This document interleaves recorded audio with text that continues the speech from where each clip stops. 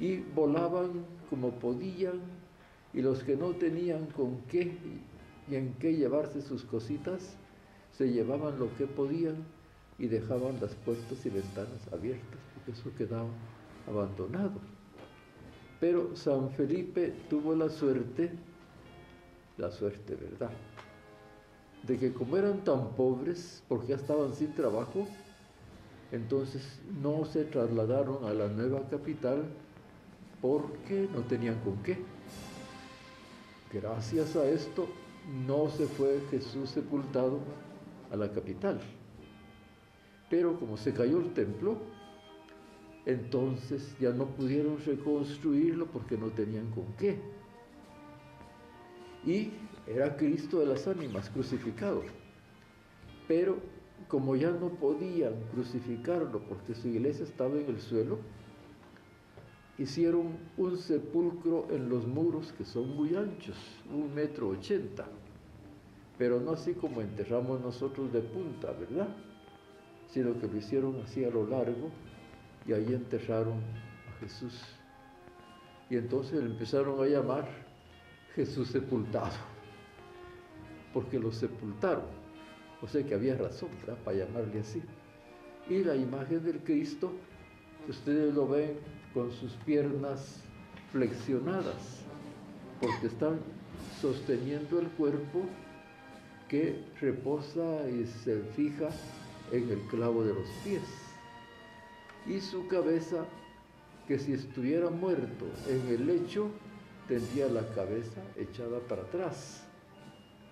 Pero como es un Cristo crucificado, muerto, tiene su cabeza sobre el pecho, y que estaba asegurada porque la barba pegaba totalmente al pecho, o sea que estaba sólidamente fija. Pero por ponerle la túnica, llamaron un día a don Fidel, para que él era ebanista muy bueno, el que hizo la urna, para que le recortara las barbas. Yo le decía al viejito, usted era carpintero y se volvió barbero, cortándole las barbas a Jesús sepultado, ¿verdad? Bueno, así es que la historia viene, y el templo, el padre Guitart era de Barcelona y pensó copiar lo que tenía en su tierra, el estilo gótico, que no pega en la antigua, ¿verdad? La antigua es barroca y el gótico es de 1200, 1300, en fin. Y entonces hizo este gótico moderno, bonito, pero en una iglesita chiquitita, bueno, un santuario donde venían de todas partes, en las miserias que habían en esa época, que yo vi entrar a nuestros pobres indígenas con sus pies, con los dedos volteados llenos de niguas, y con sus trajes parche sobre parche, que no se sabía cuál era el original. Y al templo de San Felipe, que venían con toda la familia, que parte de la familia son los perros en el mundo indígena, hombre, no se podía entrar a la iglesia porque uno quería entrar y las pulgas lo sacaban a uno. Era terrible, ¿verdad? Yo veía al sacristán que antes de entrar a la iglesia agarraba su bomba de fluid y se echaba el veneno, que era el que había entonces, en los ruedos del pantalón y en los zapatos, para que no se les subieran las pulgas. Era una época muy pobre, miserable, pero venían de todas partes caminando porque no habían transportes. El único transporte era caballo, que era como el Cadillac de aquella época, ¿verdad? Después los demás todos a pie. Cuando tenían algo, en carretas. Y aquí había posadas y todo porque se quedaban. Y teníamos el campo que ahora es de la escuela allá atrás, que era el campo de la feria. Ahí venían vacas, caballos, ovejas, de todo, para las ferias que siempre se hacen en los pueblos. Ya todo eso ha ido desapareciendo. Y después del terremoto del 76, que botaron casi todo el templo, menos el pórtico y la cúpula de atrás del Señor, lo demás es nuevo, pero sí la ampliaron. construyeron los muros nuevos fuera de los muros antiguos y entonces el templo aumentó. Increíblemente, esta es una pincelada importante de la historia de San Felipe Apóstol, un rinconcito guatemalteco lleno de fe y de devoción. Ya para culminar esta entrevista importante, Monseñor, ¿cuál es su mensaje en este año en el que fortalecemos a través de nuestra oración la fe? ¿Y cuál considera es la mayor fortaleza que debe tener el guatemalteco ante los diferentes acontecimientos que vive nuestro país en el tema de violencia, olvido, indiferencia por parte de muchos sectores que olvidan precisamente a quienes más necesitan de ese apoyo espiritual y moral? Fíjese que una cosa importante es volver a fortalecer la familia católica, cristiana, que eduque a sus hijos.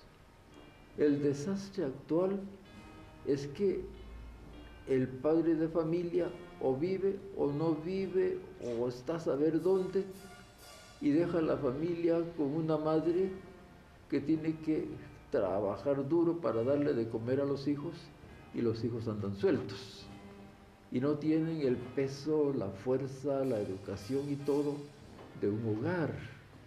Entonces todo esto ha destruido totalmente nuestro mundo, porque, digo, ya no tenemos valores. Cualquier cosita hoy se van, ¿verdad?, por unos centavos, por una nada, ya no tienen conciencia, ya perdieron la fe. Que el domingo que celebrábamos la clausura de la fe, estaba recordándole a mi gente de la Antigua que prácticamente la Antigua ha sido invadida por extranjeros y que junto con ellos ha venido una serie de cosas, de mafias, de drogas, de corrupción y todo.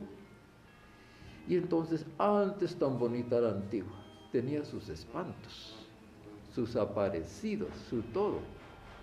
Llegaron los extranjeros, hombre, y espantaron a los espantos. Importante que no espanten nuestra fe, que luchemos los antigüeños por mantener la vida, la fe, las costumbres y todo, porque la Antigua es como la Meca, a donde concurren de todas partes visitando nuestras imágenes, especialmente al Santo Cristo sepultado de San Felipe.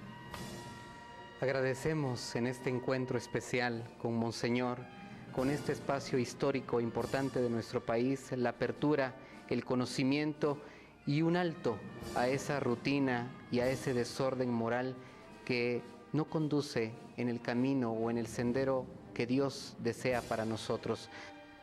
La túnica que porta en este momento la consagrada imagen del Señor sepultado de San Felipe evoca la década de principios de los 90, donde por primera vez se utiliza en las alegorías la fibra de vidrio.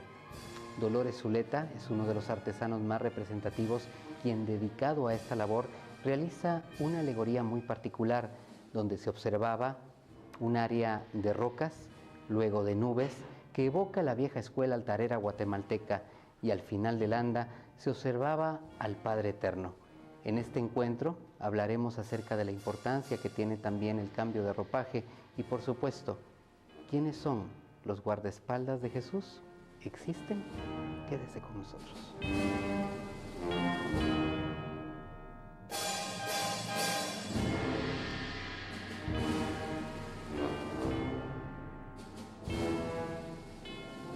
Dentro del movimiento que generan los cortejos procesionales, existe un equipo de trabajo que se encarga en salvaguardar la seguridad de las imágenes, principalmente hablando del tema que es un recorrido que va por turnos. Hoy tenemos un acercamiento con Carlos Schwartz para que nos pueda comentar acerca de la mayor responsabilidad. Bienvenido, gracias por estar con nosotros. Nosotros hemos escuchado en un momento el término de custodios de una imagen. Sin embargo, esta la vemos inmersa dentro del movimiento de una cofradía o bien de una hermandad. En el caso de decir custodio, para ustedes, ¿qué representa? Bueno, en este caso nosotros, viendo a lo largo de la historia las diversas actividades que se realizaban aquí en el Santuario de San Felipe, pues Monseñor en el 2005 inició con una idea nueva, debido a que cada vez que la hermandad cambiaba, pues los miembros ingresaban nuevos, el cambio era demasiado drástico y no había alguien que le diera continuidad. Entonces, en este caso pensó en una agrupación que ayudara a esa continuidad en el manejo de la imagen. En este caso, pues la misma palabra custodios, el grupo se llama Custodios de Jesús Sepultado de San Felipe y María Santísima de la Soledad también. Nos encargamos específicamente del cuidado, limpieza, protección de las dos imágenes y de sus enseres. En este caso, pues miramos las actividades, todo lo que son traslados, por ejemplo, la seguridad en el cortejo procesional, en sus velaciones, en los distintos traslados de un lugar a otro, en ver que él vaya seguro, en su protección por clima, en su protección por los diversos entornos que puede llegar a tener tanto su procesión como las diversas actividades que realizamos con él. A partir del 2005 pues fueron nombrados unos compañeros. En el grupo actual pues ingresamos en el 2011 aproximadamente, y así se ha ido renovando. Las personas pues que estamos en este grupo somos 5, pero continuamente pues se está evaluando la posibilidad de ir también nosotros renovando, porque la idea es ir enseñando a las nuevas generaciones, porque nosotros somos de paso, ¿verdad? Entonces, ir enseñando ese cuidado, ese mantenimiento, cómo se debe manejar, cómo se debe proteger, y mantener esa mística, esa religiosidad, esa fe muy bien guardada y protegida. Cuando me habla del término proteger, o cuando expresa el término proteger, ¿cuál es el mayor reto que ustedes enfrentan durante el cortejo procesional del Viernes Santo, específicamente? Bueno, las variables que se manejan dentro de un cortejo procesional, vamos desde el clima, por ejemplo lluvia, por ejemplo el mismo adorno, porque pueda en algunos años, por ejemplo en la ciudad capital, en determinado momento agarró fuego un adorno, ver el manejo de la gente. La procesión nuestra es 6,000 cargadores, todos manifiestan su fe de distintas maneras, entonces el manejo de esa gente, de que no vaya a suceder alguna catástrofe dentro de ese mismo recorrido, ver, por ejemplo, en la ciudad de Antigua Guatemala, el cableado eléctrico, ver lo que se le pone al Señor en sus distintas alfombras. En fin, son muchas las observaciones y las variables que nosotros manejamos en cuanto a protección. Algo que me llama la atención son las características en el tema del manejo de la misma imagen, el uso de los guantes, el medallón que llevan en su pecho. ¿Qué simbolismo tiene todo esto alrededor del mismo movimiento de la consagrada imagen del sepultado? Bueno, son dos cosas que nosotros los tomamos como uniformidad. Inicialmente los guantes fue por una recomendación del Consejo Nacional para la Protección de Antigua para el trabajar con las imágenes, pero también tiene un significado mucho antes dentro de nuestras mismas procesiones, que es pureza, es evitar ese contacto humano de impuro hacia nuestras queridas imágenes.